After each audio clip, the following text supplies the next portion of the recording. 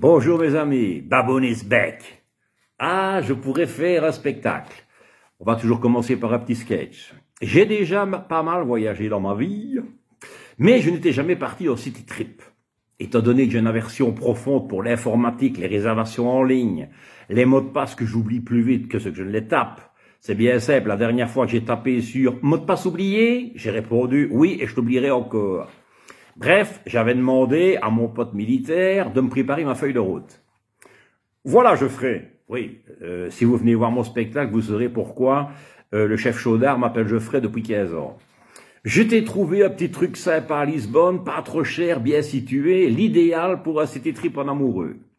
Je regarde les photos du site, photoshopées à crever, je lis les commentaires en diagonale, 4,5 sur 5, emballé, c'est pesé, un petit coup de visa par-ci, un petit coup de visa par-là, à nous les sardines, le bacalao et les calamars frits. Afin de fêter son anniversaire dignement, et surtout n'étant pas au courant du voyage surprise, mon épouse avait organisé une méga Java le vendredi 21. Extinction des feux sur le coup de 4 heures du matin, et réveil 6h30, direction l'aéroport de Charleroi, qui par chance pour une fois n'était pas en grève. Arrivé à Lisbonne, sur le coup de 15 heures, tout va bien, soleil resplendissant, j'en sais pas, pigeon vol. Vu que je parle couramment l'anglais, enfin, que je balbutie un anglais plus très courant, mais je me débrouille. Je crois que dès demain matin, je vais me mettre à étudier les subtilités de la langue. En effet, lorsque j'ai choisi Sunset Destination Hostel, j'aurais dû traduire consciencieusement le mot hostel.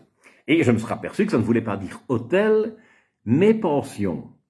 Donc, quand on nous a montré le réfectoire, une chambre de 7 mètres carrés avec 2 lits de corps séparés par une palette en guise de table et l'enclos WC douche au fond du couloir, la fatigue aidant, il fallait beaucoup d'imagination pour concevoir le prince charmant qui a enlevé sa dulcinée pour un voyage de rêve.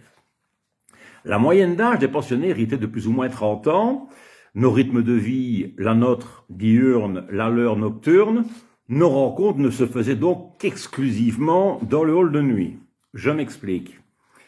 23 heures, je me lève pour aller pisser une première fois, pieds nus, short, t-shirt, sourire absent, cheveux pas encore ébouriffés.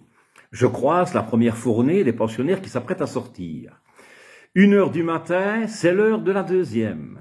3 heures du matin, l'heure idéale, pas trop de monde dans les couloirs, pas obligé de sourire à qui que ce soit, nickel, on va pouvoir pisser détendu. 6 heures du matin, c'est le boxon, tout le monde s'est donné le mot pour rentrer à cette heure-là. Remarquez, personne n'a l'air étonné de voir un zombie pieds nus en short déambulant dans le couloir. 8h30, je me lève et quelle ne fut pas ma surprise de voir que ma montre indiquait 156 pas déjà au compteur.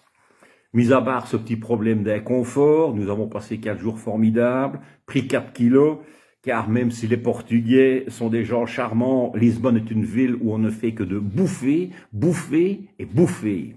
Ah oui, oui, cerise sur le gâteau, alors que je faisais remarquer avec beaucoup de tristesse et d'amertume à mon épouse que bizarrement, personne ne m'avait reconnu en rue, mes oreilles ont vibré. C'est le baboon!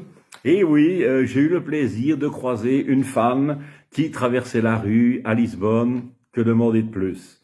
Ces 4 jours d'escapade m'ont fait un bien fou, mais il ne me reste plus que 8 jours de vacances. Voilà mes amis. Alors, pour le 6 novembre à la Comédie Centrale, la semaine passée, il restait très peu de place, il en restait quelques-unes.